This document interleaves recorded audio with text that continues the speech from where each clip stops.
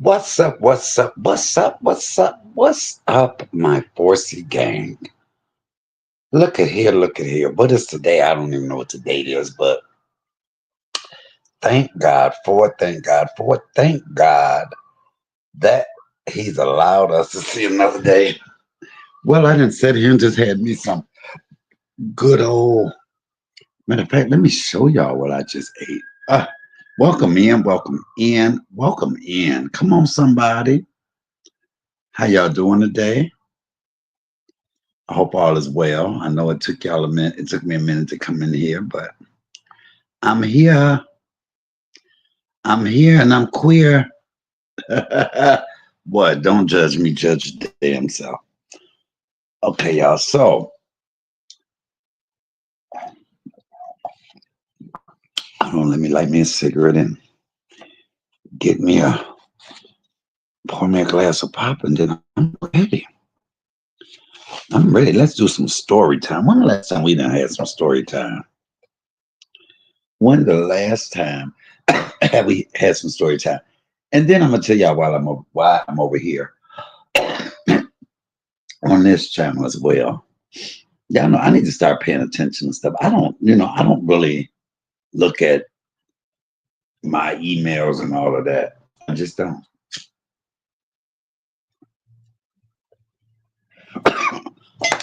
Okay, okay. Let me go back into this conversation. Hey, happy white life. Hey, April, how are you? Shawanda's in the building. So listen, y'all.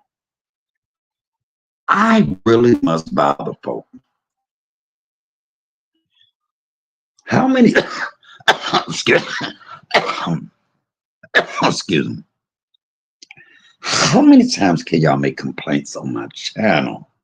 I'm not even going to make that about this because I'm doing story time. I'm going to do a whole nother video about that. This complaint is just bogus and bull.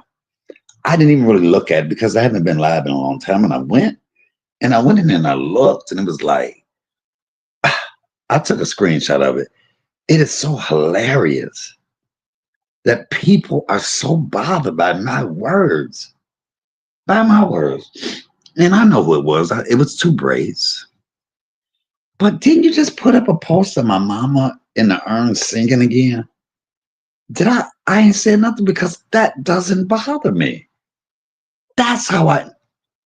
That's how I know so much that you are bothered. But anyway, we'll talk about that another day.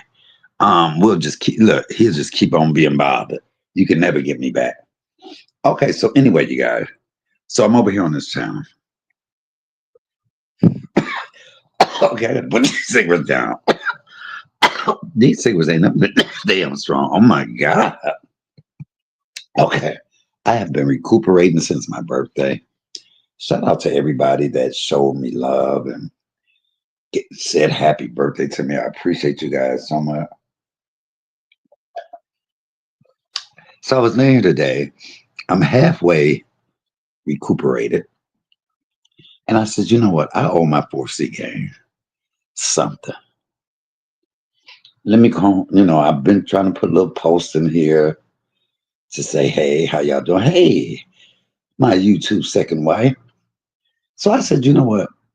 I am going to go ahead and do a story time today. So I thought about what story could I talk about? What story could I talk about? So I went ahead and I fixed me. Y'all see that? Don't that look good? Don't that look good? I made that over a bed of rice. Come on, somebody. So I'm laying here right now full of this. I shouldn't have ate it because I got a little sleepy, but you know what? I'm doing my story time. I am doing my story time. Okay, so um happy wife life. Let me say this to you. You know that you can do them holidays. That the St. Patrick's Day. I wanted some of that corned beef. I wanted some of that stuff. It was that delicious. I don't know. Y'all, I don't know if y'all follow her on Facebook or anything like that. But when I say that this woman is the what would you call her? Like the Black Martha Stewart? That's what all I could get. the Black Martha Stewart, or what was the one lady named B. Smith? Yes, the black lady B. Smith. Did she pass away? Rest in peace to her. Um, so anyway, yeah. So I sat here. Have recuperated. I haven't went. Poor Scorpio Mama. I know she'll be in here, sweetheart. I'm going tomorrow to the PO box. Okay, I'm going tomorrow to PO box. Don't you bring your ass up in here, Scorpio, talking to me about that damn PO box. Okay, I'm going tomorrow. I'm older. It takes me a little more time now to recuperate than it used to before. Did you know all the sex I've had for my 56th birthday? My stamina is low. You don't know how hard it is, Scorpio, to have sex with 4 or 5 people in a 3 hour period. Okay, don't judge me. Judge your damn self. Um, because I'm sure as soon as that problem child pop up in here, that's gonna be the first thing she talk about. But I appreciate it because you didn't have to send nothing. But I will be at my PO box. Um. So anyway, I was gonna give people time to come in here, but you know what? They can watch the replay. So I was saying to myself, when is the last time you did a story time? I said, well, what should I talk about? And so I was sitting here and I was looking at something about Detroit, and they showed the Detroit jails, the Detroit jail system. And I was like, you know what? Maybe I should talk about being in jail. My first time I was in jail to my second time I was in there, and the stories, the what happened. I didn't know they had a straight side. I didn't know they had a gay side. I had never been to jail. I mean, I've been to the precinct, but I had never ever been in the county like this right here. I had never been in the bars like that. Now, y'all can call me crazy, or just the way I love hospitals. I always wonder what was it like? What would it be like to be not well? Okay, don't talk about me. I said if I could go to prison for like about a week, no, maybe a couple of days in prison, but I always, I would see the news of the guys in jail with the prisoner on their back, um, Wayne County prisoner. But I had never done anything. Most of my record is my mouth cussing the police out. That's all I've ever did. I have, or maybe busting a bitch in the head every now and then. But sometimes you got to do what you got to do. But it's always been self-defense, self-defense, real life. Now I'm not no Facebook gangster. I'm not no YouTube gangster. Real life. So anyway, you got to be careful what you wish for. So of course I was on probation for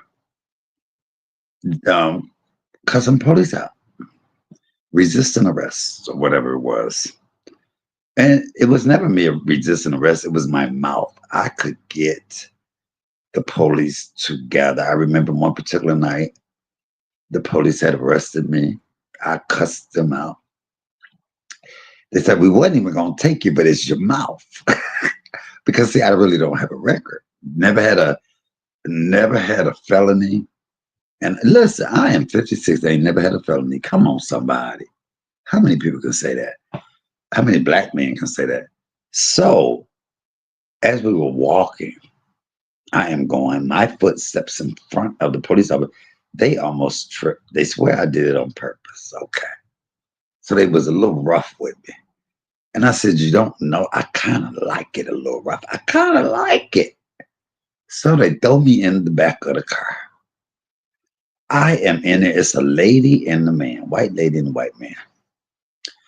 I go off. I mean, I did a full clap back from the time I got in that car until the time they took my bug shots. I mean, non-stop. Listen, first of all, I'm double jointed. I can kick and split and do all that. So when they handcuffed me in the back, my hands in the back of me, it was so uncomfortable. So I took my hands and put my feet through it and put my hands in front of me. And I knocked on a car window, and the guy was like, "Arr! How did you do that?" They pulled over, handcuffed me again in the back, and I do it again. I said, "Y'all will get tired before I get tired." And then I said, "Let me stop before they handcuff my feet." But it was all funny to me. So I get down to the precinct. They fingerprint me and all of that. Now I'm in a bullpen with all of these guys. A couple of people I know. Then I realized I have a joint on me. They look, I didn't confuse them so much. They didn't even check me good. So I was like, you know what? I gave a joint to the people. I said, anybody want a joint? They ran over there. How about somebody had a lighter? They lit that joint up, and I went way on the other side of the cell. I was like, because what y'all not gonna do is get me into this shit. So I was a little tipsy, and what trips me out is once, we badasses when you're a little tipsy, but when you sober up, oh, it's a whole different damn feeling. But see, I'm used to that. So now, at the precinct, I'm at the point where you know what? Let me just lay on down, wait till I go see the judge tomorrow. Boom, and I'm going home. That's just me. It is what it is. I'm not gonna stress out about it. You know, I know, my mama, I come from the streets. We know this is what look, ain't nothing they gonna do. The one guy came in, motherfucker, bitch. He is just so loud. And I'm like, shut the fuck up. Nigga, I'm trying to go to sleep. He cussed all night, kicking the bar, bad air. That damn liquor wore off on him, and all I could hear was him crying. All I could hear was him crying, and I said, "Oh no, motherfucker, don't cry now. You was a badass last night. I told you to go to damn sleep." And see, I had only been in the precincts. I had never been into the county.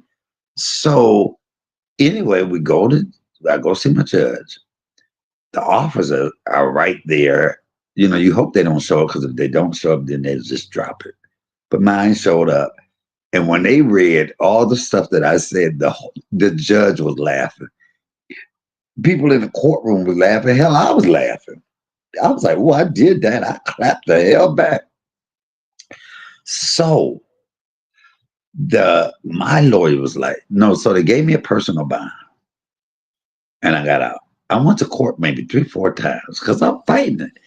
And my lawyer convinced him that he was like, "Look, that's why you fuck up, public defender."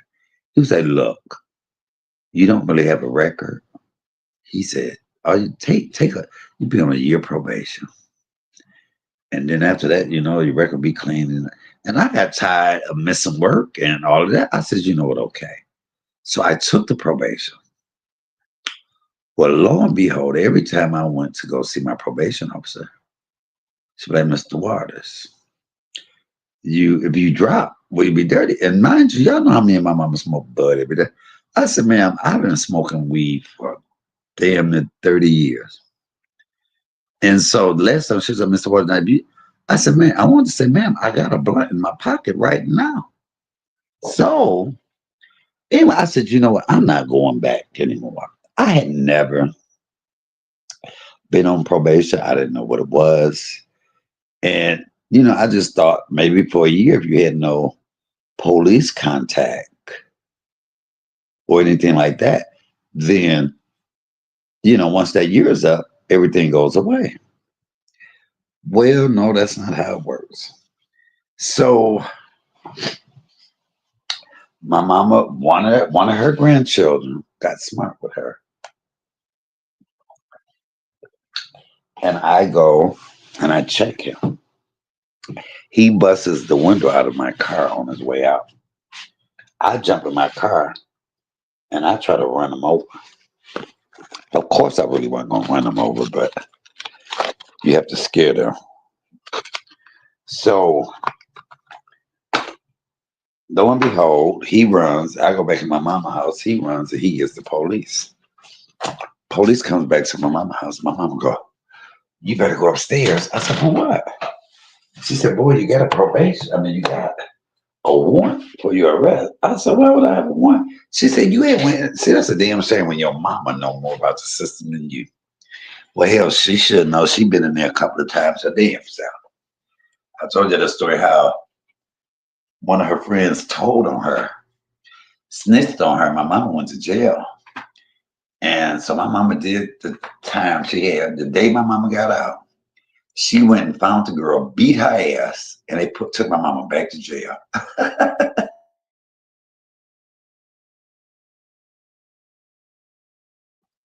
Hold on 1 minute, y'all.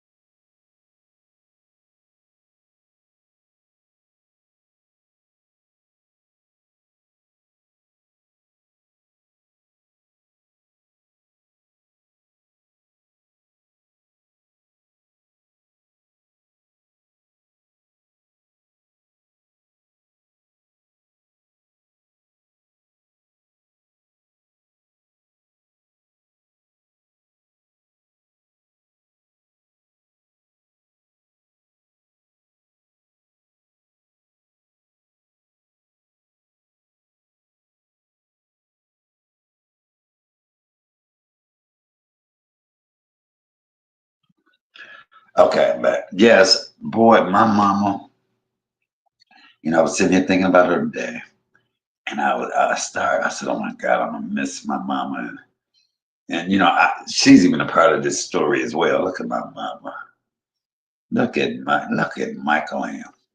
Okay, so anyway, I she said, "You better go upstairs because you got a warrant for your." I said, "Really?" So I go upstairs anyway because I'm scared, right? I go upstairs anyway because I'm scared and I don't want to go to jail just yet. So when the police come in, I couldn't go down there and talk to them. So what I did was, I said, "You know what? The next day," I said, "Thank you, Mrs. Stovall." So the next day, I said, "I am gonna go down here and take care of this because I'm not. It's been over a year. Um, let me go handle this." So I get up that next morning. I drive down to court and they tell me what I mean. They tell me what courtroom I need to go to, and I'm sitting there and I'm waiting and I'm waiting, and they're calling everybody, but they're not calling my name. So the bailiff says to me, he said, "Hey, Mr. Waters." I said, "Yes." He said, "Can you come back tomorrow?" I said, "Wait a minute, I took off work, He said, "Wait, we can keep you until tomorrow." I said, "Well, no, no, no, I'll be back. I'll come back." So I paid like $15 parking. So that next day, I told my mom, I said, "Look, you just drop me off and come back and get me." So I got up that next morning, early in the morning. I took me a good shower. I bought me some weed, a pack of cigarettes, because after work that day I was gonna go out. I had it all planned. I walked in there looking good as hell. And so I'm sitting there. And the other, how you listen to other people's cases, they all were, I said, okay, if they can get off of that, I know I'm getting off. And so she calls me up. Oh, mean lady, white lady. And so the my lawyer, he wasn't really talking good or whatever. She said, and so the lawyer said, "Look, he can either do um, 2 years on probation, 2 or 3, or 90 days in the county. Was it 90 days?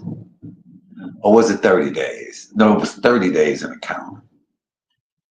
And I looked at I didn't even say this to her. I said it to I said, shit, I would do the 30 days before I do 3 more years. And she's like, she hit that gavel. She said, okay, step right over there. I said, excuse me. I said, excuse me. She said, she wanted me to step over there with the prisoner. I said, step over where? She was like, over there. I said, wait, no. I said, I said, you talking about right now? The whole courtroom bust out laughing. I said, wait a minute, right now. I got weed in my pocket. I got a pack of cigarettes. So now I'm sitting over with prisoners, all of them got on jumpsuits. And here my ass, I said, I know damn well I didn't wake up, take a shower, and all this to go to no damn jail. Thank God I didn't drive my car. So I'm sitting there, I can't believe it. So now I'm going through. I'm going through the process. And I'm like, wow. In a strange kind of way, it was a little exciting because I had never been through it. So they get me to the county. I am shaking my head. No one ever gets. You know what? I am the most concealed person because I've got that whole pack of cigarettes up in there. I didn't know I should have sold the motherfuckers. My friendly ass was like, "Here, we can smoke a cigarette." I don't know shit. So I think I was the only one that was smiling on my mugshot. But it was amazing how you had to go from cell to cell to get in there. Like the first cell we sit in there, they brought us in bologna sandwiches, and I was like, "This is rough." But it was so many nice looking guys in there. I was like, "This must be heaven, heaven.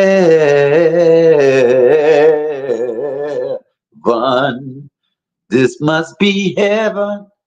And so you know what? I said, I'm not gonna give anybody eye contact. I mean, it was just delicious. It's something about a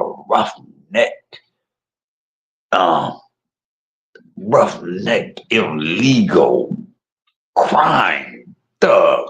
But I said, I'm not in here for this. So of course I see people I know, went to school with. And you're a good person. Well, somebody be like, what are you doing in here? What you? And then, they had people coming from prison that had court date. They really was looking good. I was like, oh my God. I said, I hope I ain't a little wet. I hope I ain't moist or something. But they was looking good. Now, I know this might be too much for a little y'all, to most of y'all. So then you go from one cell to the other. Then we get to the cell where you change your clothes. Mm-mm-mm. My. And they have 8 of you at a time.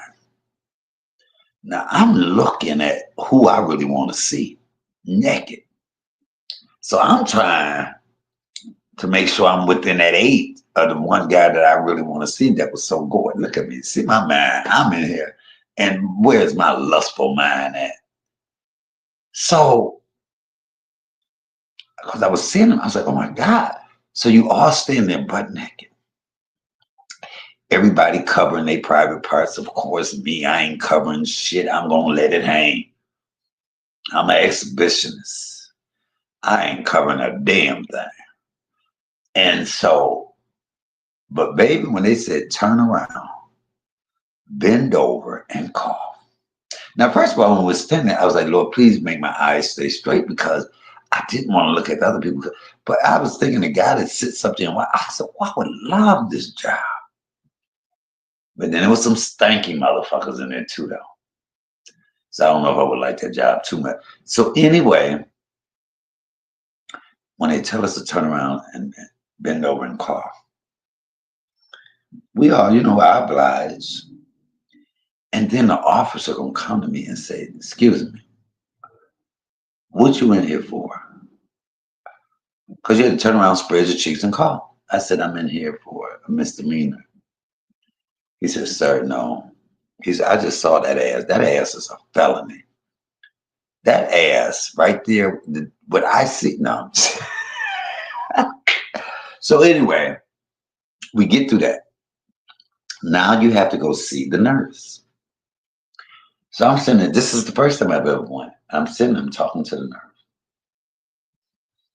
Now, like I told y'all, when you see me, the first thing I want you to see is a man. But once you sit down and talk to me, you might get it. Well, you will get it. So she's asking me all these medical questions, and I'm answering her. And she said, "Well, because they're trying to classify you, where they should they put you? Do you want to hurt yourself? All that stuff." And then she said, "Well, would you like to go on our gay side?" I said, "Excuse me." She said, I said, "What would make you ask me some shit like that?" And I started going off. She said, "Oh, sir." She said, "I'm sorry. I just." I said, "No, I'll go." I said, "I'll go." So now, but that's something. Let me tell you that. So from the moment I said I would go, they separated me from all the gorgeous guys. I was like, "Why the hell did I say that?" So they get me. Now I'm in my own little space. In sales by myself. Because now they don't want nobody assaulting you or you giving nobody head or something. I had no idea that it worked like that. So then they put me up on the gay side. And you can always hit it because you drag your own mat. You dragging your own mat, your little towel and stuff. And it's just I can hear the queens. Somebody coming, we got somebody new.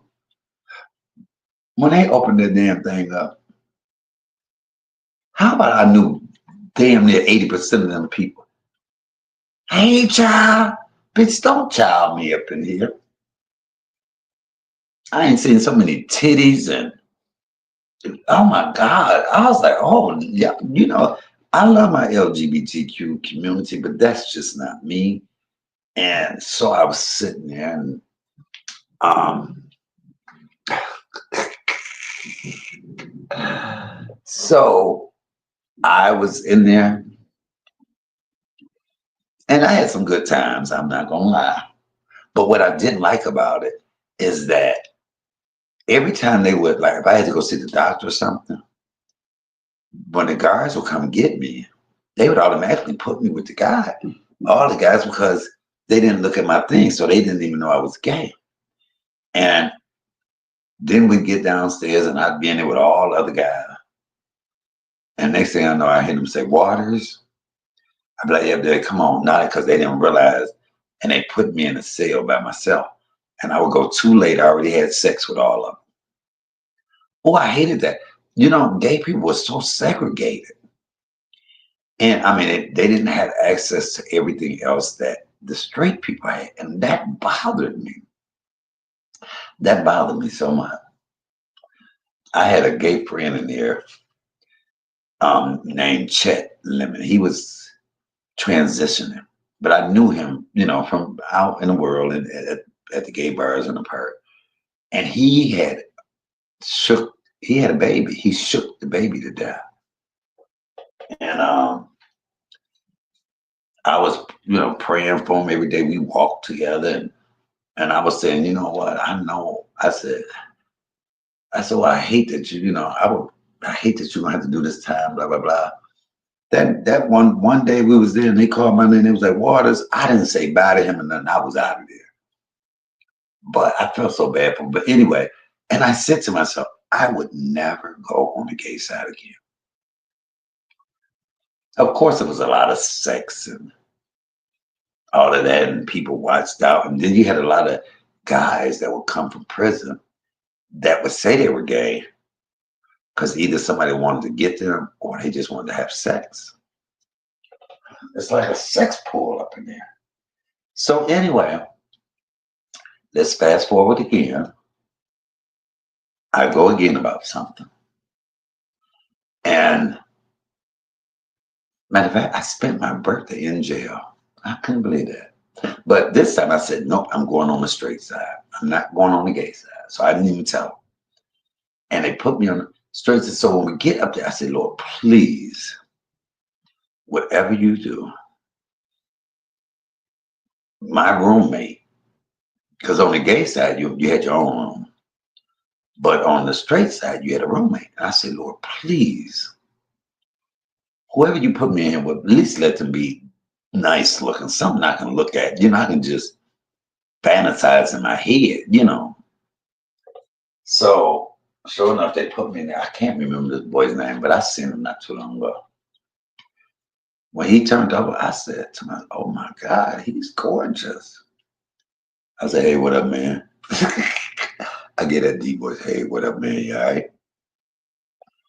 So we're in there. Now, mind you, in this two-man cell, you can sit, they got to pee, you right there. And so I was adamant about, just staying myself, not letting what I was come out. And we're laying there one night, and he asked me, he said, hey, he started naming all these gay people. You know them? I said, yeah, okay. I said, yeah, okay. He messed around. Hold on one minute, Joe.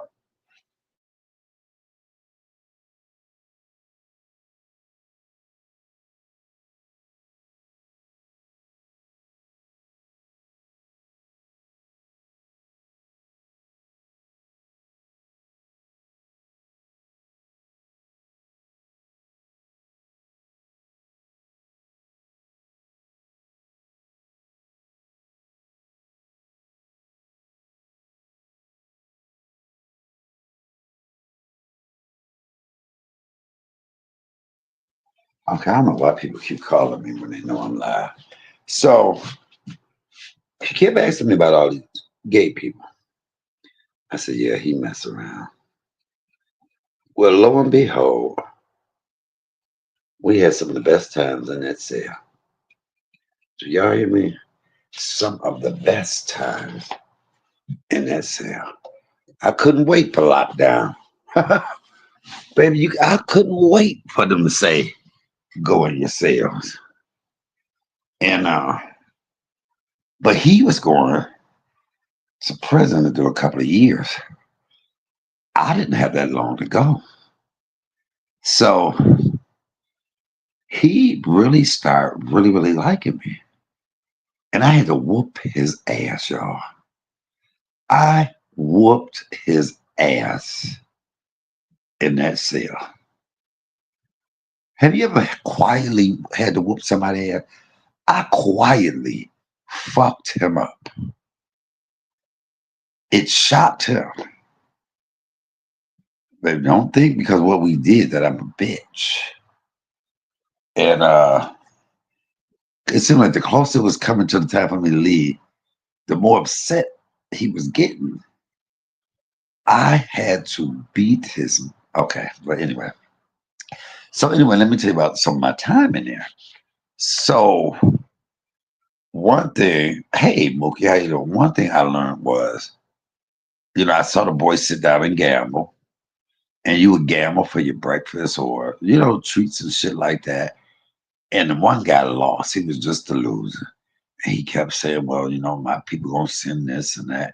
And they never did. And they whooped him so bad up in there. And so I just didn't gamble at all. I did twice. We was playing casino. I don't even remember how to play it now, but I would win. So I had luck. Them days mornings, I was like, can I get my Danish? Can I get this? I got my shit. So anyway, I thank God for my mama. That's why, y'all, I will not do anything to go back to jail now. because my mama not here, so they ain't like I can call her. Plus, that's the only number I know by heart. Now, my mama Vanessa, I remember her number by heart. Because if I go to jail, that's who I'm calling, my mama Vanessa. So anyway, um, my mother came to visit me, and I went in there. I put some black stuff under my eye. I had it half closed. I was like, "Mama, you gotta hurry." She said, "Bitch, I know you. Ain't nobody did that to you. Stop playing." I had to bust out laughing. And but I told her, I said, "No, don't pay nothing because I'll just wait this time out." Because it wasn't that bad. I was like, "I'll wait the time out." And I was like, just put money on my books. Once I learned how that worked out. And so I would order up some shit. I didn't know about if you go to court. Like if you go to court, that means you'll miss lunch. So you get two dinner trays. Now the whole time I'm looking at everybody that went to court get two dinner trays. Now the day I go to court, the one young guy, it was these young guys, Brightmore. If y'all know anything about Detroit, Brightmore is not a good place. They just gamblers. So the young boy said, no, he's like, ain't no dinner trays today. And it wasn't that I even really wanted the dinner tray, but bitch, you not finna say on the day I get a dinner tray, ain't no damn dinner tray. I said, you got me fucked up. And I stood right in front of his ass. Oh, I was a bad little small ass. He could have whooped my ass. But I had to stand up for my nigga, this is my motherfucking tray. And so this other guy that was in there, man, became real cool. And he, he had you always link up with somebody. And so anyway, so I'm in there. It's going good. And so I said, you know what? Let me read my Bible every day. So I would get up and just not mess with anybody. I didn't have no conversations. Don't ask me what I'm in here for. Don't fuck with me. I won't fuck with you. You know, a lot of people get up in there and get to telling their business. Do you know so and so? Everybody want to talk about their cases. I wasn't talking about shit. So I go into my room. I'm out, read my Bible or something. And when I go back into my cell, most of my shit is gone. What? What? He going to show y'all how much I didn't know about jail. I said, "Oh, this is some bullshit." And I went to the guard. I was like, "You know what? This is my shit gone." They locked the whole. They locked everybody down. So many people was mad at me, and I was like, and one guy was like, "Man, you never do that." I said, "Well, shit, I don't know. I want my motherfucking shit." I'm so glad they all didn't beat my ass. But so I said, you know what? I'm pissed. I'm pissed. My motherfucking shit, bitches. So I said, you know what? Okay, I gotta let that go. So I'm studying doing these Bible. I am reading my Bible every day. And then this other guy comes to me. He said, "Michael, man, you cool." And I just want to tell you, oh boy, took your stuff. And I kind of had the idea because this bitch was sitting there and ain't never had that. Now you drinking my Kool-Aid in my damn face. So I said, okay. Mind you, these are people that's going to do 2-3 years and some years in prison. I'm getting out. So now do I fuck them up and get more time at it over some petty shit? Well, my mindset said, yeah. So it was our cell day to have to mop and clean up the things. So I got the mop thing. And the guy that took my stuff is laying on the floor. When I tell you, I started to take the thing that you bring the mop out with and beat the fuck out of him. Oh, it would have been so easy and so perfect. But what would it have proved? Nothing. Thank God for giving me restraint. And I said, you know what? I'll let God handle it. So now I'm so pissed I'm not messing with anybody. So I started giving Bible study. Look at me. I'm up in jail having Bible study. And the people were coming in there. And I would listen. God gave me the words. He told me what to talk about, where to go in the Bible. And I got so good that, do y'all know, before people court dates, when they had to go to court, people would come into my cell and ask me to pray for them. And I would pray, and I'd be like, Lord, now if they go to prison, or have them come back and kill me. So anyway, I'm doing a Bible study one time, and the guy that stole my stuff and his friends came in there and sat down. And the part of me, the worldly part of me, wanted to say, I dare you come in here knowing you done stole my stuff. But then that would have defeated the purpose of what I was doing it for. And so, because I felt a sense of purpose, and so I would pray, and I sat there, and I was praying so hard in there that the boy that stole my stuff came to me after Bible study and started crying. He said, man, I took your stuff. I'm so sorry. Oh my God. That's the power of prayer.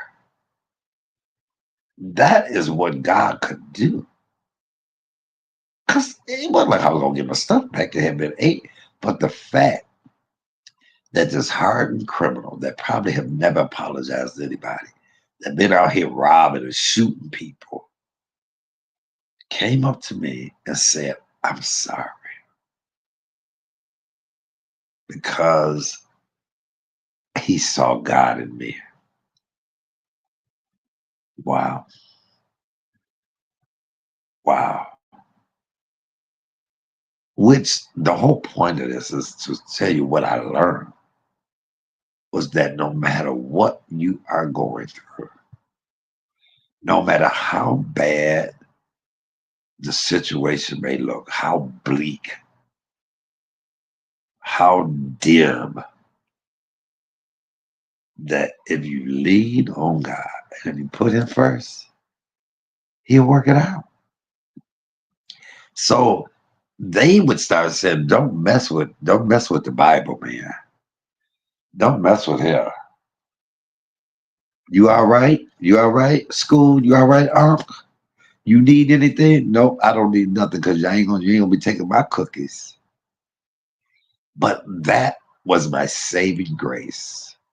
That was what got me through. That was what made nobody mess with me. And see, it's one thing to get in there and be talking about God and don't know what you're talking about, and people can't feel it. People know, just like that's not every. You don't let everybody pray for you. You can tell when people just pray. I never wanted to be one of those people that if I was ever somewhere at a friend's house, and y'all ever went to a friend's house or somebody you were dating, and the family go, yeah, you going to eat dinner? They go, oh no, let your friend. You want to pray? When people say I don't want to pray, I never wanted to be one of those people. Never be too embarrassed to pray. Never be too scared to pray. Why do we let prayer be so intimidating to us? Just tell them what you want. Tell them what you need. I don't think about it when I pray. I just pray what's on my heart and what God puts in me. And you know what? And yeah, it is good when you pray when somebody go in and be, oh my God, you did that. Oh, thank you. You know what I'm saying? And prayer makes people like you more. Because believe it or not, a lot of people want to be closer to God than what they really are. And a lot of us think we're not worthy enough. A lot of us think that who am I to be praying? Well, we exactly the ones he wants to pray. You know, I've had a couple of people say, Michael, people will listen to you. I think that's what it means by being in the highways or the byways. And I pray now that God gives me the strength to never ever have to be in anybody's jail cell again. Ever again. That is why, as much stuff as I talk, I'm not going to jail for the people on YouTube that I don't know. Never. I'm always say what I want to say. And after losing my mama, and then I'm gonna tell you, the jail cell was doing that jail was very I went through, y'all, I went in looking like me, right? Then I came out looking like this. Oh yeah, that was me for a minute, y'all. Don't judge me, judge yourself. I had became Michelle for a minute. Okay, y'all, I'm just joking. I AI generated that. Don't I look good as a woman, though? Look, got me rethinking. That's my twin sister. Wait, y'all. Look at that. Then I turned into this. What? Yes. And then, so ever since then, I've been doing this. What? Huh? Don't judge me. Judge your damn self. I don't want to hear it.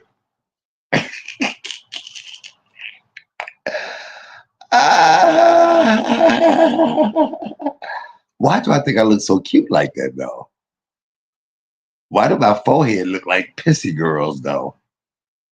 Why do my forehead look like the pissy girl? But I'm giving you pretty black woman. I'm giving you single black female. I'm giving you, come on, somebody. What? Okay, yeah, I just thought I'd do that. All right, y'all. So I'm not gonna be here long. I just came on here to give my little story. I will be back on here tomorrow to talk about these weak folk, these weak people. But you know what? Even in telling this story, it lets me know that I just gotta let God handle them. And He's already handling them because of how they are. Because of how every turn you get, they're flagging my channel, striking it, and that's all they can do. That's all they can do. But you know what? I won't strike them. I don't have to. God's going to strike them for me. He will make your enemies your footstool. Watch and trust me when I say it. I believe that with all my whole heart. I believe it. All right, y'all. I hope y'all enjoyed that little story time. And the whole purpose of it was, once again, like I say, God will bring you through anything that the devil tries to throw at you. Trust me, I know I'm a living witness. I'm a living witness. My mother's not here, and yet I'm still here. I'm still making it. My mother's not here, and I'm still here. Come on, somebody. And I watch this every day here to know where I was and where I'm at. Let's look at it. That scared me, not talking to her and having access to her. It let me know. It gave me a slight